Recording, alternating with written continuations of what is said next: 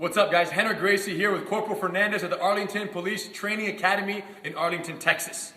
Gracie Survival Tactics 1 week instructor certification course is well underway, and we thought to make this video to showcase a scenario that we're going over this week that we thought would be very valuable for many of our law enforcement friends out there who haven't had a chance to personally attend this course. This is one technique we wanted to share that is invaluable for CQB situations, close quarter battle situations. So you have your weapon drawn, you're clearing the room, you enter into a room, you don't see the suspect, he comes out of nowhere and your hands are on the barrel. You're very close quarters, you couldn't see it coming, they grabbed the barrel.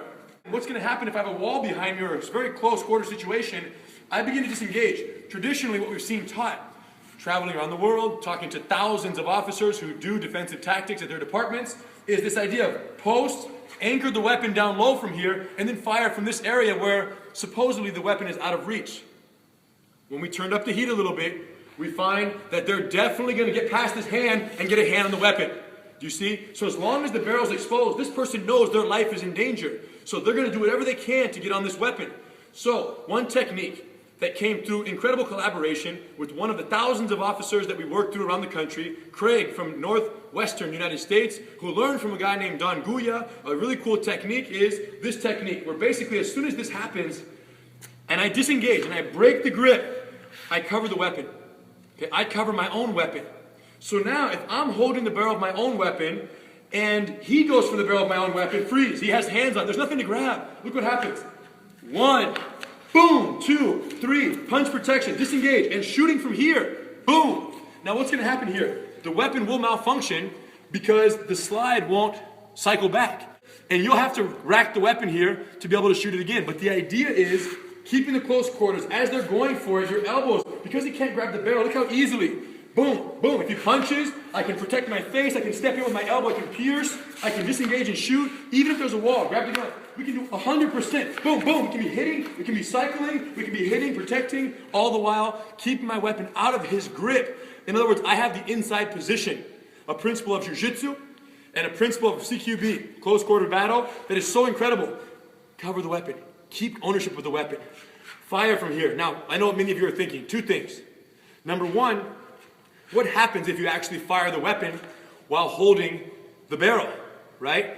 Two things you're concerned about. Number one is how it's going to injure your hand. Is it even possible or safe to fire a weapon while you're holding it? Number two is whether the weapon will cycle, which it won't.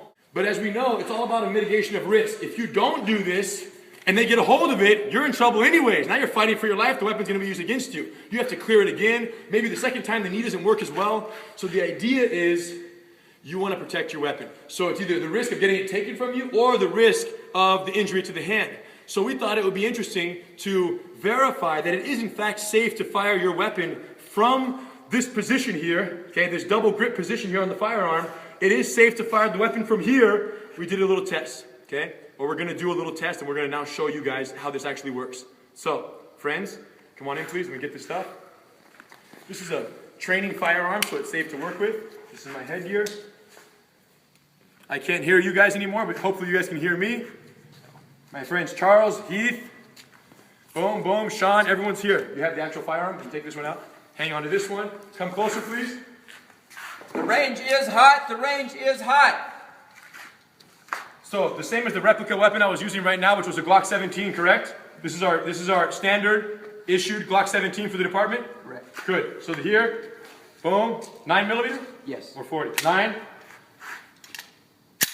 We're hot right here. Come a little closer, check it out. So the grip that I have is wrapping 2 fingers on the trigger guard, the other 2 fingers on the actual barrel here. Of course, you want to be very careful that nothing enter in front of the barrel. So I'm just fully wrapping the situation right here. You're going to squeeze pretty firmly here. But it's amazing how the firearm is designed so that the actual blast of the actual shell and the bullet is designed to slide the weapon. Anything you do to disrupt that affects it drastically, and it's not designed to overpower these disruptions. It's not designed to be touched at all. So when you grab it, it's surprisingly easier than you would think in terms of a safe operation to have control of the weapon, to be here, and to have your finger in the trigger guard right here. Boom.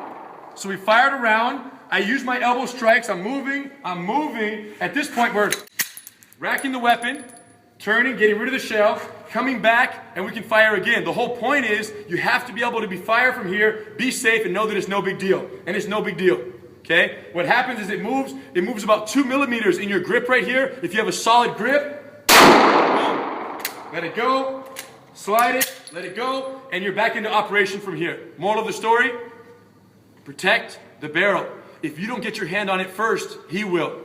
And then you have a serious fight you don't want to worry about. Okay? Clear? Thank you. Thank you.